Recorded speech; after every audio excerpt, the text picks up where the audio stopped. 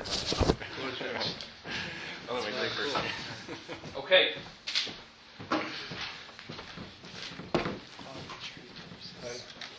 Thank you. Thank you, Rabbi Werdy. First of all, take a minute to recognize the unbelievable work Rabbi Werdy does. You do it at a tremendous amount of dedication, humility, and I just wish there was somebody like you around 20 years ago when I was getting started. But thank you for putting this together, and hopefully we'll have an informative and enjoyable time together. Before we even get started, I want to give you CHYE Yitzy Geisinsky. He planned our trip to Costa Rica a few months ago. Big help. Thank you. Probably on behalf of my wife more than myself. Again, the ground rules were not really it's not a speech or a lecture, and it's a schmooze, it's a conversation, so anybody has anything to ask or add or criticize or clarity, whatever it is, just join in at any time. Rabbi Werdy asked me to share some of the experiences, some of my experiences of the past, believe it or not, about 20 years. And I'll try to do it in a way that can help others rather than just reflect on my last 20 years. My first job, other than being a counselor in camp, was I was hired to unload a truck of bamboos at the Sukkah Center. I was 17 years old. At the end of that day, I had a different job. I was manufacturing panels, Sukkah panels, on the assembly line. It was a lot of fun. I did that for a few years, and I described it like a color war. We used to work sometimes 18, 20 hours a day with just a group of guys. We did everything.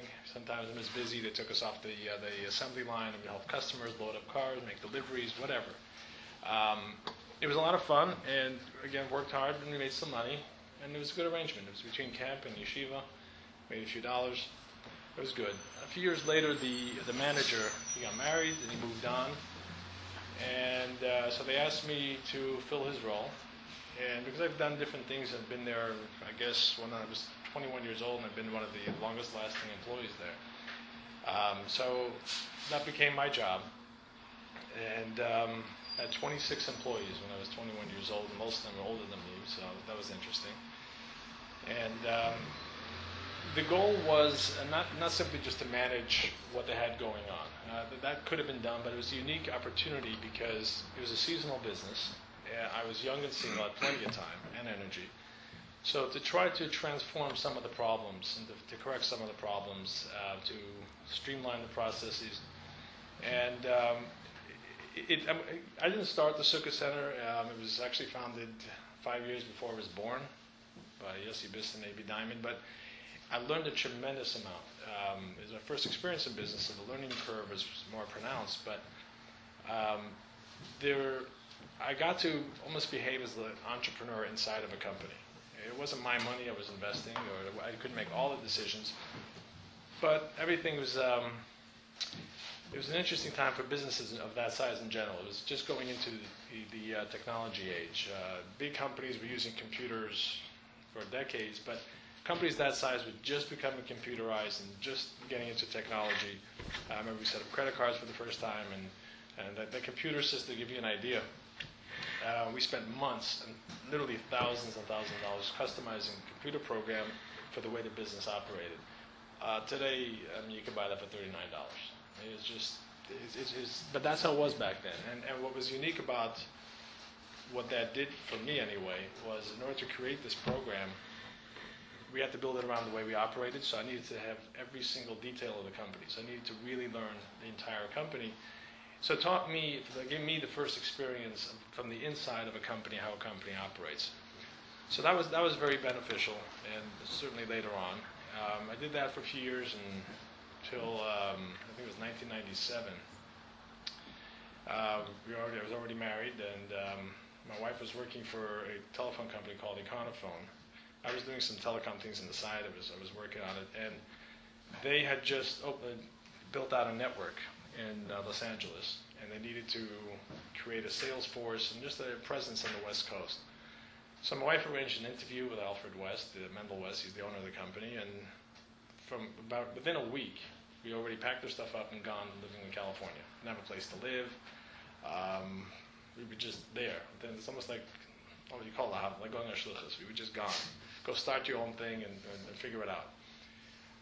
So that was another good opportunity, even though, again, it wasn't my money, and it wasn't my company, but there were a lot of functions that I learned there that I was responsible for, opening up the offices, hiring the employees, creating a sales force, doing some of the local marketing. So that was a good experience, and that lasted, and Econophone eventually changed its name. It sold out to another company, and then they got too big for themselves, and it just collapsed with the rest of the .com in 2001. At that point, here's an interesting thing, that Econophone created I don't want to get too technical here, they created a product, a unique product that circumvented the telephone companies to bring the cost down. And I actually made an internal business plan to the company headquarters to utilize this product and sell it to cell phone users so they can make international calls using the cell phone. They rejected it, and I don't quite blame them. They were going into bigger and more exciting things. But in any event, I thought it was a good idea. And when they went under, this product just went with it. Nobody picked it up. So I partnered up with another guy who worked for the company. He was more of a techie. His name was Micah Singer. He was the one responsible for buying all the minutes, wholesale, for the company. So he had the technical side and the contacts to buy it, and I was responsible for the sales, so I had the sales channel. And we tweaked a few things also, and we created a company. And thankfully that kind of evolved, and it worked for a good few years. And in retrospect, we could have done better. We left some opportunities on the table, but it went. And that was my first experience starting a company on my own. And it was after Econophone went under, it was within a few weeks that we pursued this. But my wife and I went through a thought process with, what do we do now? I was working for a company. It was very much commission driven. So if we were successful, we made good money. But we didn't feel like we can rely on working for others. It's raising a from family is expensive. Good jobs like that don't grow on trees, so we felt we had to at least pursue some other ventures, and this kind of worked out. And while we were doing that, Micah got involved in a wholesale VoIP company, and at the same time, my wife and we started the Milano Wigs company, and which at the beginning didn't take up a lot of my time. What happened was we did these big seasonal sales events, which we still kind of do, but that's all we did at the time. We used to come into town with almost like a traveling circus. Come in, actually at one point we did set up a tent. We had a tent sale in a parking lot, which was bizarre. And that's how we did it, a week at a time, and I went back to work, almost like taking a vacation. But then as we felt the company started, there was interest in different markets, and in order to keep the relevance of the company, we needed to be available in different markets, and we needed more permanent presence, and the company just slowly evolved into taking up more and more of my time. And in the meantime, Micah's company is taking up his time, and somewhere in 2006, we recognized that we're not really focused on growing this business. It was the telephone business. It was profitable, but our time wasn't well spent on the telephone business, and we figured that either we're going to dissolve it, but it had some assets, it had some value. So we found a company here in New York that gave us a pretty good deal, especially at that time. This was right around the crash of 2007, 2008, right around there. So we got a good enough deal, and we moved on and focused a lot on. He focused on his things, and focused a lot on the wigs. And they got into solar. I saw there was a good opportunity in solar energy and energy in general, but solar was someplace where the government was pushing a lot of money and effort. There were a lot of similarities between telecom. I'm not going to go into the detail unless you guys want it soon, but there are a lot of similarities between telecom and energy, utilizing the contacts and the business model that worked for telecom. So I went into energy in 2006 and 2007, But 2008 solar just tanked, and now it's actually on its way back. So I'm working on some interesting projects. You know, that brings us up to date, and So here's the first question. Yes. The first question is, how did a man end up in the shaitel business? Like what? Wow. That's a great first Explain. question. In other words, see your opportunist. Yes. First of all, I guess, well, technically, I guess I'm on the record. I really have very little interest in wigs. I mean, I don't. That might not surprise people, but I don't. My wife's passionate about it. She spends a lot of time perfecting it and tweaking it, introducing it. I get involved, very much involved, because I enjoy the challenge of overcoming obstacles to try to she tries to introduce something and it runs into some brick walls, and we try to figure out. So I'm very involved there, but I'm not passionate about the product. And the good thing is I don't sell the product. I mean, women won't talk to me anyway about buying the product. So how did it come about? Actually, my brother-in-law and his wife, she used to do wigs, and he used to help her. And they grew very, very fast. And what happened, this is in the 90s. But they did a few things very, very well. But a lot of the managing, mainly selling. They sold very, very well. But the production side was so-so, but managing a business was something that they just had no interest in.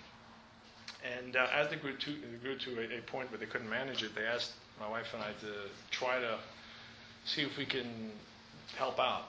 And I was still doing the telephones, and she was doing something else. So we tried, and we analyzed it with them a little bit, made some suggestions, which they didn't follow. And it just fell apart, and that was the end of it. So a few years later, somehow the conversation came back up, and we felt the opportunity was still there. If we implement those specific changes, it was still there, and some of the contacts were still there, and we just went for it. And it wasn't at the time, and this goes against a lot of what I believe today. At the time, we didn't have a long-term vision. It was just let's do this. Let's do it now. Let's see what happens, and then we'll go from there.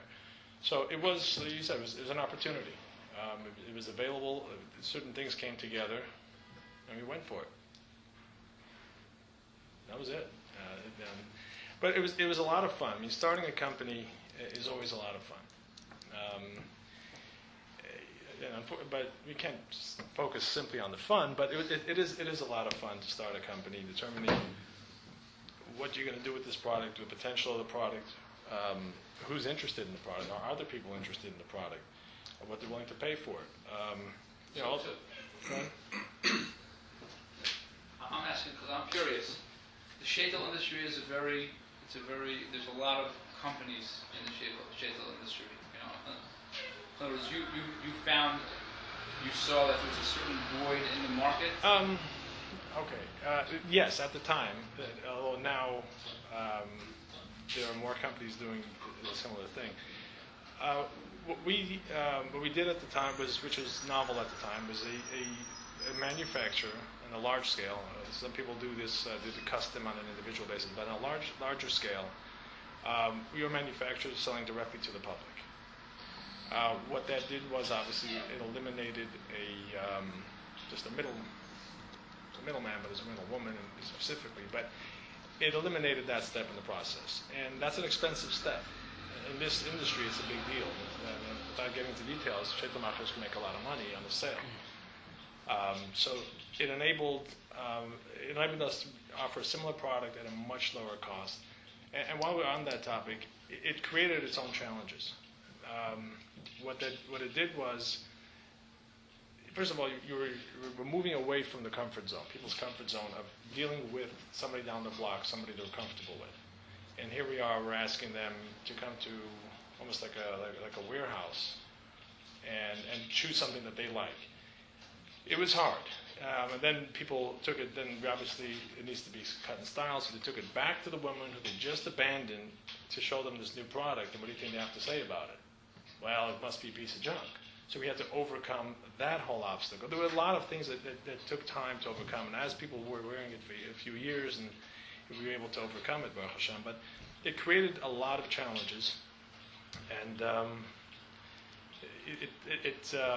and for starters, I mean, we're programmed as human beings that good things cost money, so something that costs money is good, so how could you possibly offer this product at a lower price? It can't be good.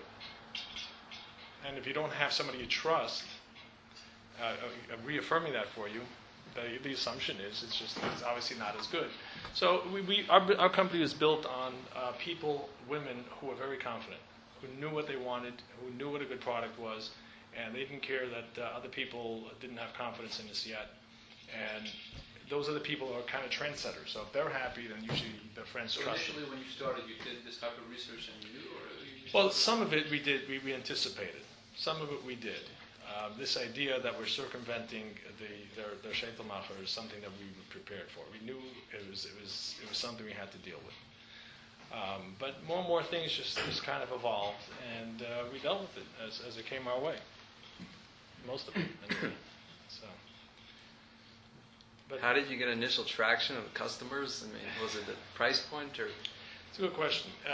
There's you answered. It's kind of a double-sided question. Yes, it was price point that we came in for the same quality we offered at a much cheaper price. But the traction came from, even that was an interesting conversation we had. We started small. So did you specifically market to that segment of women? Or? Well, it was very hard. We weren't able to identify. Sorry, we weren't able to identify those women specifically. But we had this conversation initially. Are we going to grow this slowly, develop a reputation, and then hopefully grow it? But we weren't ready to make the commitment of time to grow it on a consistent basis. So we put out just a big marketing blitz, had this big introduction sale, almost like I said, in a tent. And well, some people came. Enough of them saw what they liked, what they saw, and bought it, and we did that for a while, and then it developed a reputation for itself, and we moved from there. So initially, was the price? Oh, it was definitely price. It was definitely a price, and to a certain extent, it still is. For the quality it is, we're still in the middle of the road.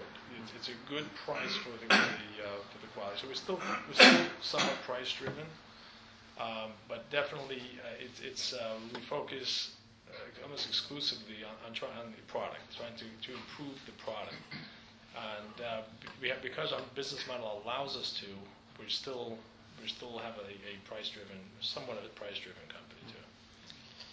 That's a question. Mm-hmm. You said in the beginning, you said before that it's against what you believe, the way you did it. Right.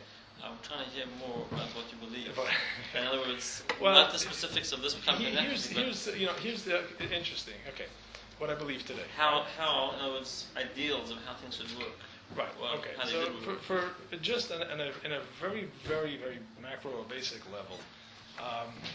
Well, business is in a free market society, which we are very close to a free market society here. In order to create a successful company or business or anything, is just to provide a product or a service to people at a price they're willing to pay. I mean, a product or a service that people want at a price they're willing to pay. I mean, that's what it really comes down to. If you can achieve that and stay focused on that, the reality is you'll be successful for a long time. So the right way to do it is to determine that ahead of time. Is there an audience for your product? What are they willing to pay for it? How many people are there? Are there enough to actually warrant this business? Or maybe if you tweak your price point a little bit lower, you'll sell more. So all these things should be determined ahead of time in a perfect scenario. You said something else. You're talking about your own long-term vision in terms of commitment. You weren't committed to the long term, and that's not what you believe. Well, so another. When you're saying you don't believe in jumping into an opportunity, unless you know you're in the long term. Well, think about it this way. I mean, almost like think about jumping into a pool. I mean, you might want to. The first thing you want to determine is the water in the pool. before you jump in head first. You know, it sounds exciting. You just jump into a business, but just a few minutes.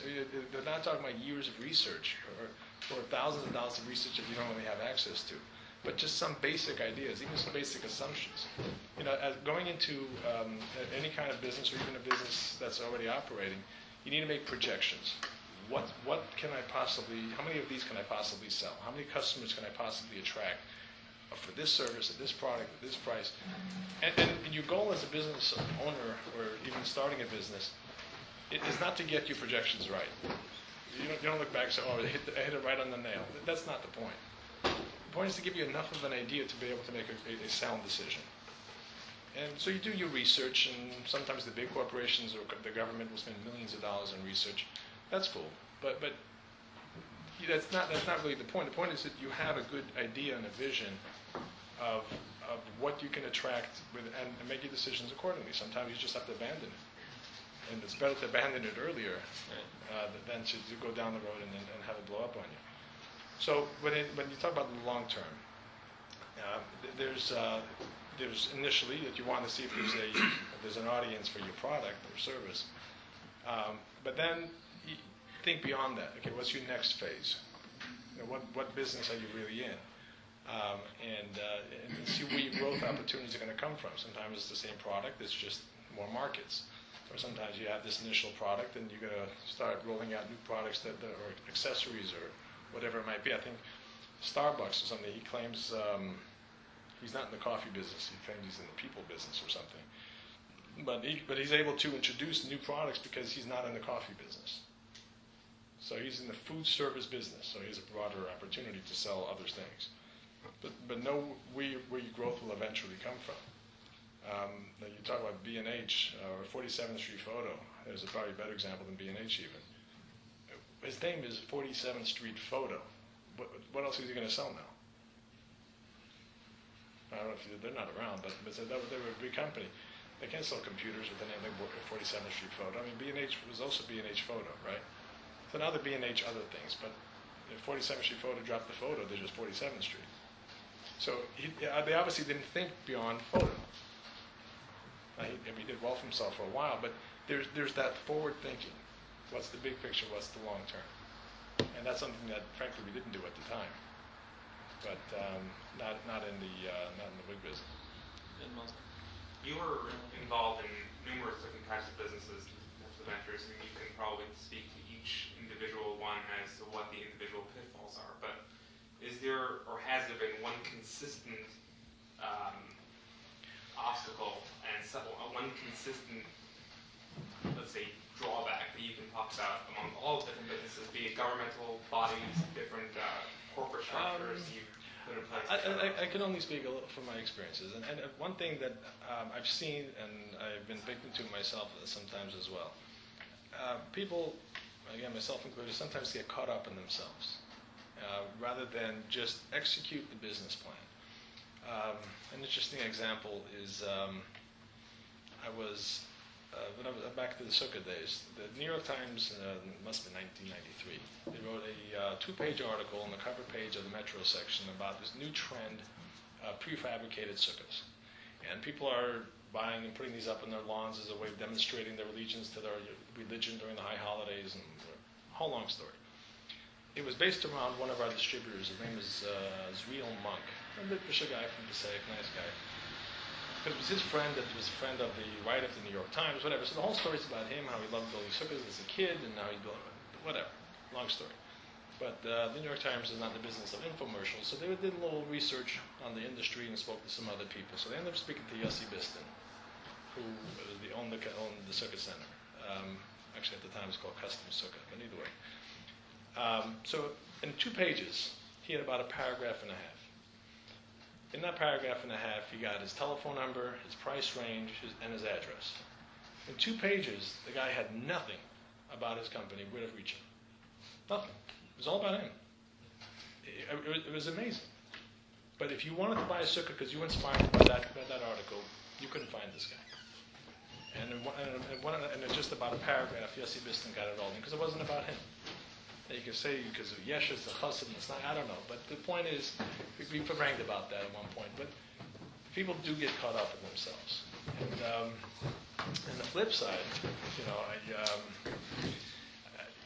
I had last year I had a conversation. I was sitting in Mr. Hirsch's flower shop, and because we rented the back space, but it was so I'll be waiting. I was just to make conversation. I was like, do people in Crown Heights buy flowers for Valentine's Day? It was right around Valentine's Day. So we did very well, Baruch Hashem, this year, Valentine's Day. And I'm like, what? I was just making conversation. He says, no, not from Crown Heights. Like, where else do you sell? He says, I don't sell in Crown Heights. I don't sell anything in Crown Heights. Like, okay, so what do you sell? See, so I'm repeating with his permission. He has a whole network on Google of telephone numbers and addresses, and when people do research for flowers next to a hospital, he has an address next to a hospital, which rings into Kingston Avenue.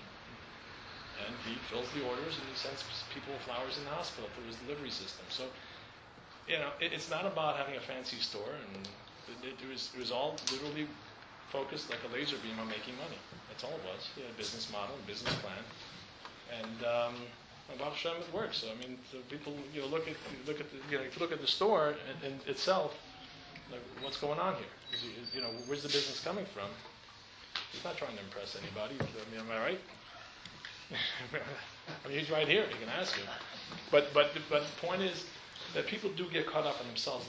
Sometimes, even advertisements, and this is sometimes where I get caught up too. I want the advertisement to look a certain way because I like it. And sometimes you get distracted, but wait a second, it's not as effective as if it would be something which you don't necessarily like. And that's something that I keep reminding myself that let's just focus on what's an effective ad, not something that appeals to me. And sometimes it's hard to remove myself because I like it, but I'm not my customer. So if you had to do one thing different going forward in your next business venture, what would that be, and how would you navigate that? Wow. One thing different. You know what? Let's parlay it into a list of things. A list of 5 important things. 5 important things to do differently for starting a company. Wow. Well, let's not say to do different. We can assume you did everything right. No, I'm not going to assume I did everything right. No way. Well, first of all, on a different side, I try, for better or for worse, not to focus on the mistakes because you make plenty of mistakes, and the good things that happen could have easily been a mistake. And if you didn't try it, it wouldn't have happened. So if you're afraid of making mistakes, you're just not going to get anywhere. Obviously, I mean, we can't wait till we perfect whatever it is before we launch. Sometimes you have to, but let me think about that. Okay, it's something very specific of what I would do differently. Obviously, the first thing I mentioned already, I would identify. I spend more time identifying the target audience and even articulating meaning mostly on paper what the business plan is, and look at the business plan. Keep going back to that to determine. It's almost like a GPS. If you're going to have a destination, plug it in, and then you're going. If you ever make a wrong turn, they'll tell you recalculate. But at least you know where you're going. If you just head out one day and say, well, I'm going to try to have a good time without knowing where you're going, by the time you found something, it's probably too late. So you just that's the first thing I would do differently is be a lot more focused on what it is I'm trying to accomplish, who it is I'm going after, and how I'm going to do it. Interesting you said something about self-promotion because I was working somewhere many years ago. And before you start working there, they make you sit and watch the video. And the whole video is self-promoting the founder like crazy. I thought I was working for the most narcissistic person in the whole entire world. I was like, this is ridiculous. Very rarely does that ever work. I mean, it actually never works. I mean, sometimes if a guy's really good, it's okay to promote him like a Steve Jobs. Right. But if that's the basic of it, then it's like a multi-level marketing. They're usually very good at that because you're not really selling anything. Well, it wasn't multi-level marketing. It's a kind of organization that most everyone knows about. There's like 3 or 4 different kinds around the community. And I was just like... Whatever happened to that company? Oh, they're still around. They're going around strong. They've been around for 25, 30 years. Well, is he the one that's running day to day? No, she's not. That's a she. Mm-hmm. She's not. She's like the head, whatever. But Okay, the smart person delegates everything. Right. Okay. So that's what it is. So the people who are running the business are focused on the business, and she's somehow not worried about So herself. they're like, you're not ever going to speak to her ever, and you're just like, why do I even need to see a video like this for? What's the point? At some point, there's always different folks and different strokes. Some things work for certain people, and there really isn't ever a blueprint on how to run a successful business because everybody has to build on off their own experiences. Again, talking about the wig, for example, it happened. The opportunity was there, and you take it. And that's the point. Everybody has to build it around their own experiences. First of all, as far as what the opportunity is, and also their methodology, how they go about doing it, has to be natural. Obviously, I could never run a company like that woman. It just wouldn't work. And if she tried to just disappear into the background and just run the company, it wouldn't work for her either. But if it's working for her, that's fine. But at least somebody is focused on the business and the business plan. I'm going to maybe turn this into a little Farbrengen. I was in Muncie 2 days ago, Yitzy Geisinsky, and I was caught a few minutes of the Farbrengen there. And Rabbi Gorelick was talking, and he told an interesting story.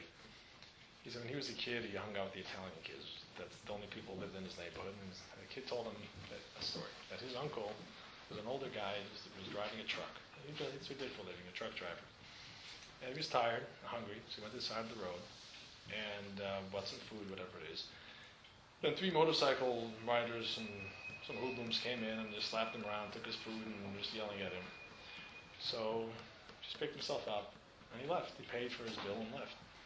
And then they were ridiculing him. They said, what kind of guy is this? He doesn't even argue, doesn't even fight, doesn't even yell, doesn't do what kind, he's not much of a man, is he? So they were talking at to the clerk and said, he's not much of a man, is he? So she said, he's not much of a driver either. He just ran over 3 motorcycles and kept on going. Mm-hmm. The point is, and he brought up the point that he was bringing, but what I took from that when it comes to business is everybody has an angle. Okay? You just have to find your angle. He obviously couldn't fight these guys, but he found his angle and he got his revenge, and he taught him a lesson he'll never forget.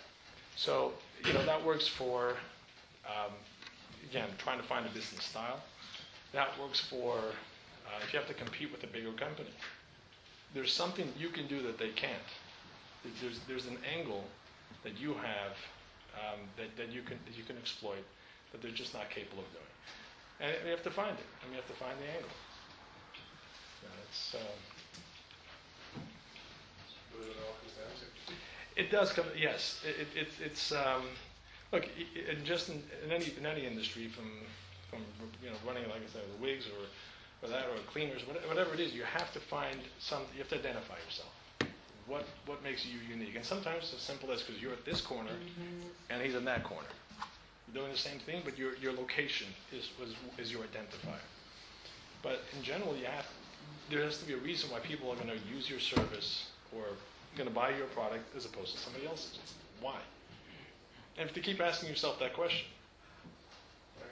Take the Flash, for example. That's a great location for what he does. I wanted to do a certain service, but he didn't have it. And I kept on going back month after month saying, hey, do you have it yet? He's like, no. After about a certain time, I gave up, but, I wanted to do it with him first before going out to outside the community. Because I think it's good to do things inside the community first before going out. If he had it, I would have done it with him gladly. And he's been there forever, Him and Roxer, like, those 2 guys are really the only guys I want to do the cell phone business with, period. Because, look, they're here. This is the people we want to support. It's the bottom line. Yeah, sometimes that in itself is an identifier. You'd rather do the same thing elsewhere than just do it with somebody in your neighborhood. Right. It's certainly hard to grow a business like that. If that's your niche, then you're stuck in your neighborhood. That's not my niche. Not that you, but if somebody, if that's other people, like there's we use a garbage company that collects the garbage in Flatbush here. It's called Yankel's Rubbish. we had an Italian company. The guy came by. It's the difference. The same. He'll match the price. Sure. What do I care? He's collecting the garbage. It's the same thing. But if the only reason why I gave him the business is because his ankle's rubbish. Okay, so we'll get. I mean, there's a lot of business to be had in Coney Island Avenue and McDonald and to our Barker Flappers to create a nice business. So hopefully he's doing well. But if that's your business model, then you have to change something eventually to grow beyond, let's call it the front community or whatever community that you're trying to target. But whatever it is, it's some kind of a unique identity, something unique about your company that will attract your target audience. What that is, well, that's where a lot of thinking comes in. Again, there's no blueprint that runs for every single business, but there are certain principles and concepts that if you follow it, you'll find it. You'll find the right answer and you'll make the right decisions. Can you identify some of those principles? Well, we're talking about them. No, a laundry list, let's say, comprised of a few principles that you would say with every business should a customer. First of all, it's customer driven, and that sounds very cliche. Customers always right. Take away all the cliches, but the reality is that's who determines your success. I was talking to somebody in Los Angeles who was selling a particular product. He's one of the few people that sell it there, so I'm not going to give it away who it is. And he said, people come and say it's too expensive. So I said, well, why don't you just introduce a cheaper line? I mean, he doesn't manufacture it, he sells it, so just order a cheaper line. Well, this is what I want to sell. It's not about what you want to sell, it's about what people want to buy. So when I say customer driven, I don't simply mean make sure the customer service. It's just simply put yourself in the mind of the customer, what they want. Sell them what they want to buy, not what you want to sell.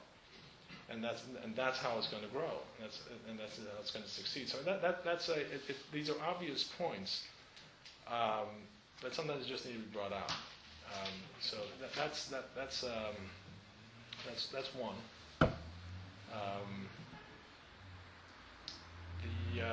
They'll come up.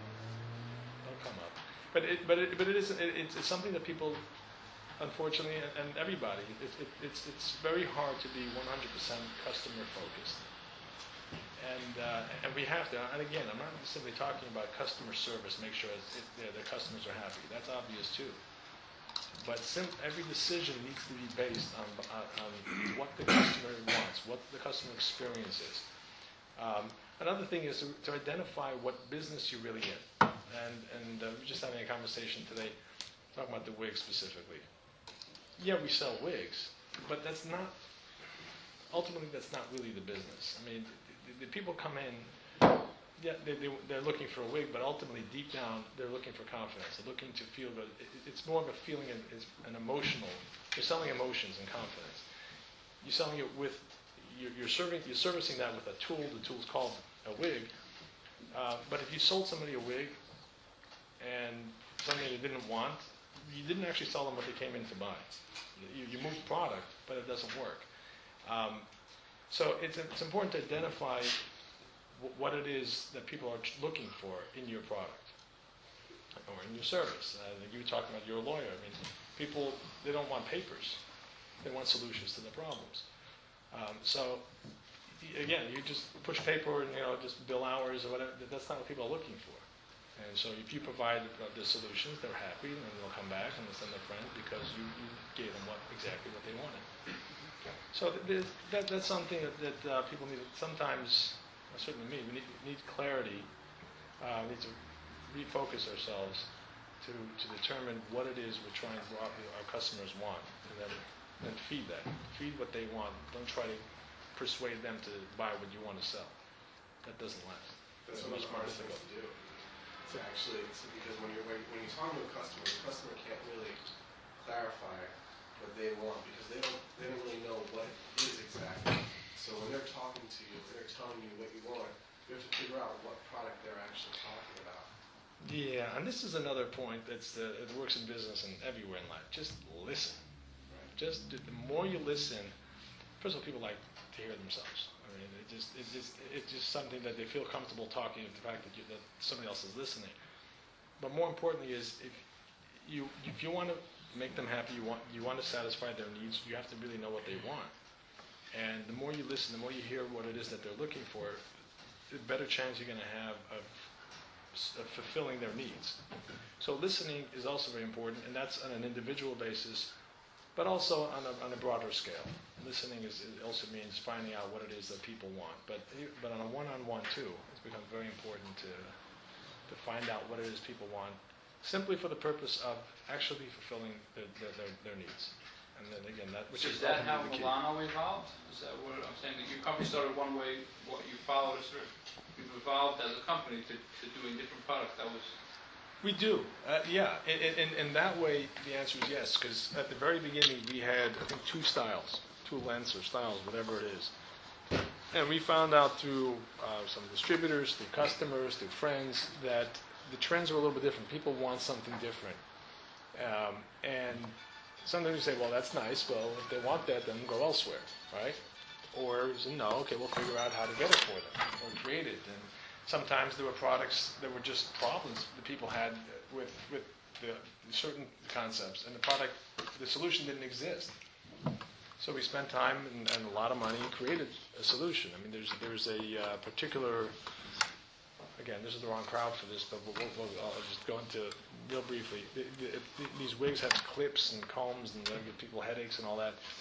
So people were complaining about it. What are you going to do about it? All right, we live with it, because there's no solution.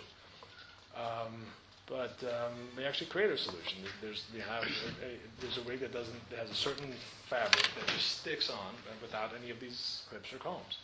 It took a long time and a lot of money to create. So you guys are the new company that has this? Yeah, right now we're almost finishing a patent on it. But Have you ever thought about using a skull cap with the Velcro on it? well, it's a similar. It's a fabric that has a similar effect, but it also works on a scalp. So for medical patients also works very well. Even if they don't have hair. I want to thank you for coming down here. It's very nice to share your time and experience. If you can just rewind back a little bit, when you were 21 years old and you had a big responsibility of managing and tasking, just explain, if you can just share with us a little bit how you delegated that you're a young guy and how you got your workers to work and you felt the position to lead and people to follow. Okay. Well, Sorry, we didn't hear the question. Do you mind repeating that? The question again? Yes. Okay, the question is, as a young person, I want to find out how he attained the leadership role of managing other people and be successful at delegating. Yeah, that's a great question. first thing is I wore a tie. Using this cup? And there's very little truth to that, but in a warehouse setting, if somebody's wearing a tie, but that wasn't the point. I just enjoyed wearing a tie. Yes, it was interesting with some of the people. A lot of the guys were younger, at least my age, and I've been at the place long enough that they recognize us. Okay, so he's the guy. But some people were older. There was one guy working there who's actually marrying off a daughter, and I was 21 years old, and I guess I was his boss, his manager, whatever. It comes. We actually maybe you can take that question a little bit higher. And that's nothing to do with a 21-year-old managing a 40-year-old or 45, whatever it is. It's in general managing people and employees. You could be 50 and managing a 21-year-old. If it doesn't work, if you don't treat them right, it's going to have the same negative effect. So it's very important, just in general, to treat them fairly. And I never requested anything from somebody that was unreasonable. It didn't matter if they were younger or older. They understood that if I'm asking to do something, it's just because that's what needs to be done, and not because I'm lazy and I don't want to do it, so I'm just passing it along to you.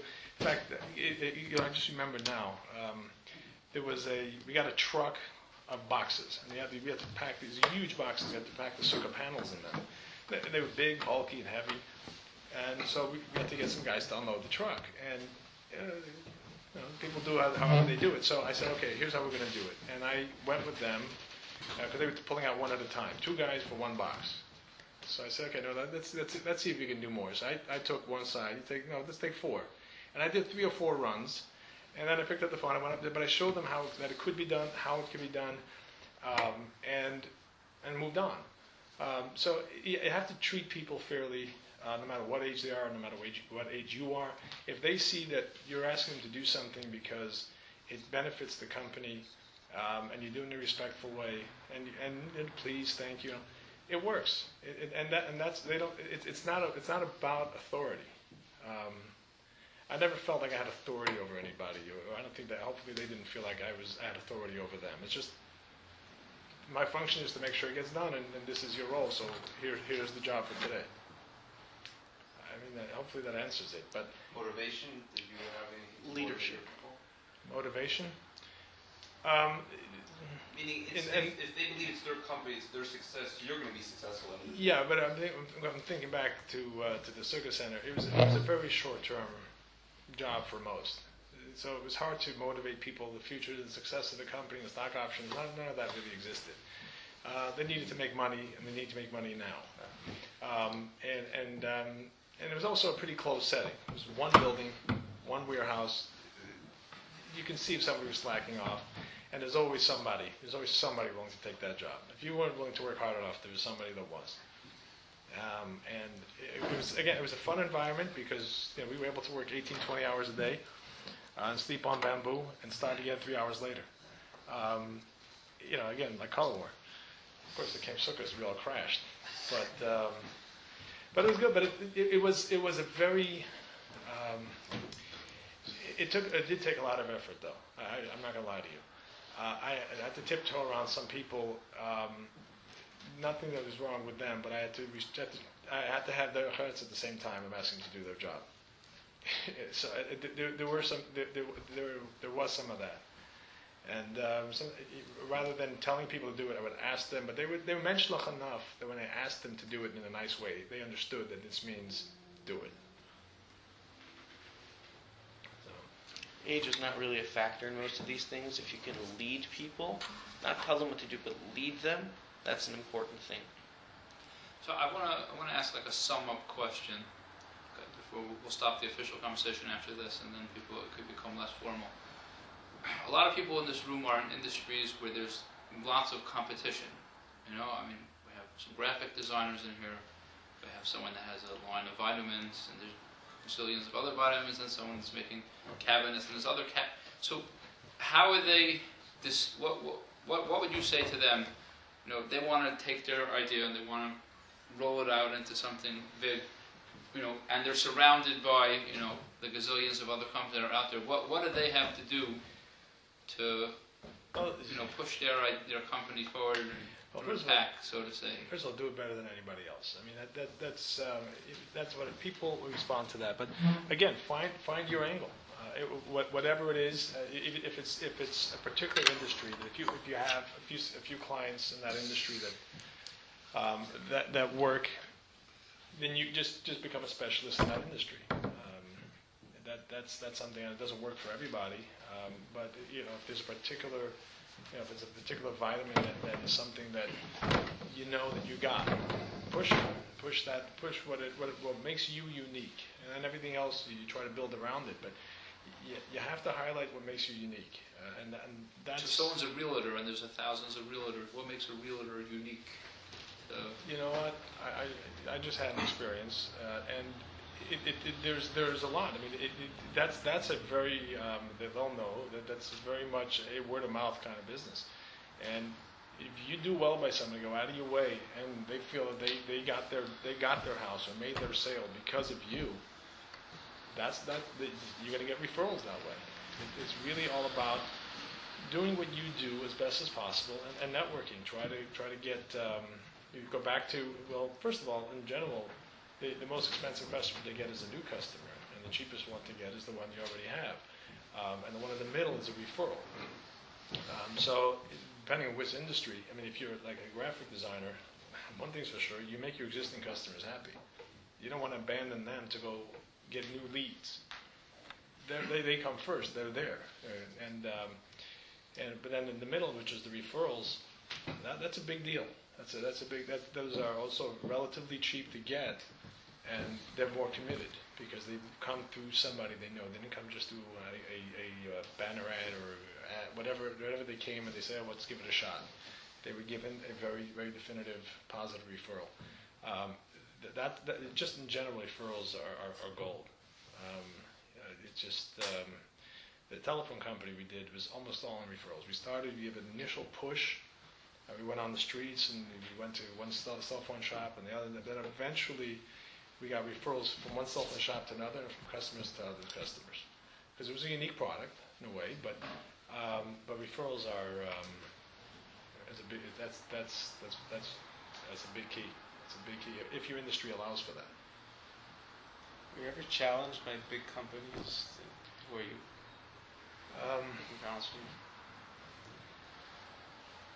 Well, yes and no. I mean, that would only come to play in the telephone business. I mean, the circuit business, we became the big company. And there were two at the time, two main circuit companies, and then we kind of grew it and grew it. The wig company, also, we were the challenger. We started off with bigger companies than us, and we became the challenger. In the telephone companies where we had to fight, and we had to try to be that truck driver, trying to find our angle, how to compete against the bigger companies. So yeah, I mean to answer your question, yeah, in the telephone business, and how we dealt with that was exactly what we were saying. That there's this unique product, unique service that nobody was really filling. People were using. This is at a time when cell phone minutes actually cost money, and people were thought twice. Remember those days? People actually thought about they only use their phones in an emergency. So this idea that people will just randomly pick up the phone and make an international call was just evolving. So we found that as a niche to go after those kind of customers, and eventually, as you know, now cell phone minutes is nothing, and so it's just about the international portion. And it was at that point where cell phone minutes were becoming less and less expensive. And certainly in Los Angeles, people were in rush hour for endless times. And what happened was, when you were in rush hour, 4 or 5 o'clock in the afternoon, that's when you can call Israel. That's when you can call Asia. By the time you get home, it's too late, it's too early. So it was a good time for them to make the calls, but it was just too expensive. That was part of our sales pitch. And that was pretty much the core of our business. Eventually went into toll-free numbers and regular long distance, but we always stayed focused on our unique offer, which were the international calls from cell phones. So you're not concerned that a company with bigger pockets would just do the same thing and be successful? First of all, you know what? We had that conversation, and we were always waiting for the day that we threatened AT&T. And that they said, we got to get into their space. I mean, if you get that big, then you're just as big as they are, or almost as big. You'll have enough resources to challenge them back. So, certainly at the beginning, don't be afraid that the bigger companies are going to come after you. Mm-hmm. They'll come after you when you're big enough, and at that point, again, fight back. You've already pretty much made it at that point. It's very hard for companies to pivot. So a big company like Google, for example, look how long it took them to build a social network. The first social network that came out was Friendster, which is like 2001. It took them almost 10 years to build one because they have their main focus of search. That's what they offer. To pivot, to move to a social aspect was very, very hard. And it took them a while, and it took one of the founders coming back as a CEO and taking a lot of resources from large parts of the company, rewriting a lot of the rule book over there. It was that hard to do, and look what Facebook became in that space. What about with another smaller company, somebody just starting out, he sees your thing, it's a really cool idea, you're just starting, you don't have as much capital money to go big on it, so you do it in a smaller scale. They come out, they have more money, a little more resource than you, and they come out, they just do it a little bit bigger than you. And so then they're already taking over your market. Well, first of all, again, you should try to find your uniqueness. But sometimes, if going into it, if you can't find enough of a uniqueness to overcome that, maybe the opportunity is not really there. Sometimes there's a good idea that may not make it because of exactly that. There's just not enough room, or there's not enough uniqueness to overcome everybody else. But if you really find that there's something unique about you, just focus on that. And he's right. Most companies are not going to stop what they're doing to put you out of business. they'll give it a shot, and he'll probably fail. So let's not pay attention to him. And then so they turn around, and you're bigger than they are. That happens. But let me put that on pause for a second. I want to cut the official thing right now. So if anyone has to rush out, they're welcome to rush out. And anyone that wants to stay now and speak less formally, you're welcome to stay. But before everyone splits, I just wanted to do three important. I do want to make one more point. Back to in general, any business and even a job for that matter. Your wife's got to be on the same page. She absolutely has to. And it's not just because it's a good idea. It's good for selling bias. It's just not. If she's not, it's not good for the business. It's just not going to happen. And it's something that.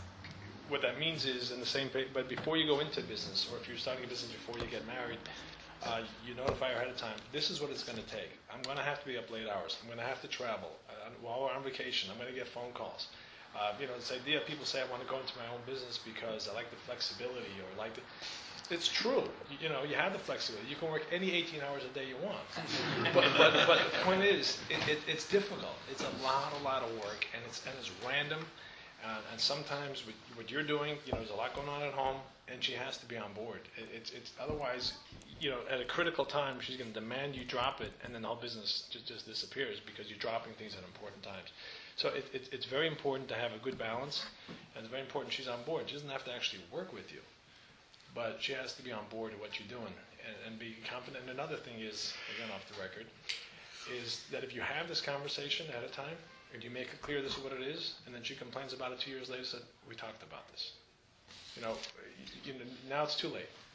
You already gave the consent, and these are the consequences you agreed. And you can't go forever with that. I mean, some point she changes her mind and says, no, this is not going to work. You have to agree to that too. But it does give you that response. We talked about this. This is what we talked about, and then it's worth it. Then it works. Sometimes you should try it. First, talk about it, then you'll find out. Exactly. If somebody gives their consent, they put their word down on it, and you call them on it. I guess you're right. You're not taking advantage of it. I would have said it. That was the best piece of advice. You could memorize anything from everything. Not his name thing. Understand that if your wife is not behind you, you're essentially fighting two people. But if you put it out there, the world and your wife. And really, the point is to put it out there. Some people can do it. Some people can't. Not that you have a responsibility to challenge you later. Hey, when I was going out, I told my wife, I work. But if it happens all the time and she's really not comfortable, that's more important than pretty much everything. But it's very important to be on that same page.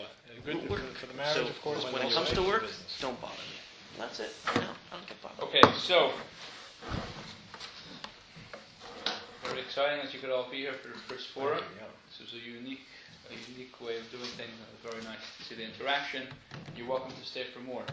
So before you go, CHYE has a bunch of things going on at all times for you. First of all, this room you're sitting in is open every day of the week. If you didn't know it, from 10 to 6. This could be your office. We've turned this into a workspace. Open Monday through Friday. Actually, Monday through Thursday, 10 to 6. Friday, 10 to 1.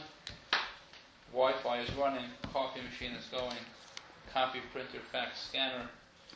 If you're looking to launch off, or you're looking for a quiet place to work or study, come here. It's a nominal, it's a laughable fee just to bring a service to the neighborhood. That's one. Two is we have a mentor program going. If you're starting a business or you're in a business and you're looking to get an edge, go online. We have our mentors that are listed there. You could look at their profiles, and if you think one of them has experience that could help you, you make that request online, and we'll facilitate you to meet the mentor. And third of all, we have our events that are going on ongoing regularly. We have several events a month. And in fact, in 2 weeks from now, on a Wednesday night, the Wednesday night after Hanukkah, the date eludes me now, but you can look online, or if you follow us on Facebook, or you sign up for our email list, you'll get we're having a workshop. Once a month we have workshops. So we had one 2 weeks ago, 4 big things. Right, so I believe it's the 19th, Wednesday the 19th. So we're having our next workshop, which is going to be on business plans. We have a guru of business plans, and if you're working on your business and you're trying to develop a business plan, or you already have one and you want to critique it, and we're going to have a workshop on business plans here. and we're going to have. Well, right after Hanukkah, we're working on the next 3 months of programs, so we'll have that up online, or you follow us on Facebook. And more stuff with the Shem's help will be coming. So let's keep the conversation going. One of the most important things is you have more things you have to ask. companies that invest billions of dollars.